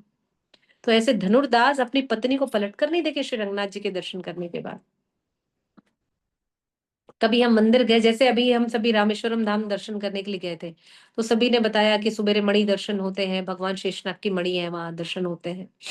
हम तो नहीं जा पाए, अन्य लोग जो गए होंगे वो उन्होंने दर्शन किए। फिर जो रंगनाथ जी के दर्शन करने के लिए गए तो उन्होंने बताया भैया वहां पर गए तो पीछे में भगवान है, इधर तो नहीं है सामने में। अब सारे वहां तो लाइट्स है नहीं, सारी चीजें दीप बत्ती में ही होती है। जितने दीपक थे जितनों को दर्शन हो सके हुए, जिनको नहीं पता था उनके दर्शन नहीं हुए तो क्या करें। तो हमें अगर बताने वाला उस समय कोई सही गुरु होगा तो हम सही दर्शन कर पाएंगे, मन भाव चिंतन सही हो पाएगा। और नहीं मालूम होगा तो हम तो सिर्फ घूम कर आ जाएंगे, नैन सुख लेकर के आएंगे। लेकिन हमें नैन सुख नहीं चाहिए, इसलिए हमें आलस्य का त्याग करना है। भगवान ने कहा है हमें आत्म साक्षात्कार करना है, देह और देही के अंतर को समझना है। यदि हमने समझ लिया तो आध्यात्मिक बुद्धि यानी कृष्ण भावना भवित में स्थिर होकर आध्यात्मिक शक्ति के द्वारा इस काम रूपी दुर्जय शत्रु पर विजय हासिल की जा सकती है। इस प्रकार श्रील प्रभुपाद भक्ति वेदांत तात्पर्य यहाँ पर पूर्ण हुआ। श्रीमद् भगवद गीता यथारूप की जय। अध्याय 3 कर्म योग की जय। आप सभी भक्त वृंद की जय। निताय निताय गौर प्रेमानंदे हरि हरि बोल। वाञ्छाकल्पतरुभ्यश्च कृपा सिन्धुभ्य एव च पतितानां पावनेभ्यो वैष्णवभ्यो नमो नमः। अनंत कोटि वैष्णव वृंद की जय। आप सभी का बहुत बहुत धन्यवाद मुझे इतना समय 2 घंटा देने के लिए। मैं बहुत प्रयास करती हूँ कि मैं बहुत एक लाइन में आपको समझाऊं, लेकिन ना मेरा हृदय ही नहीं कर पाता है।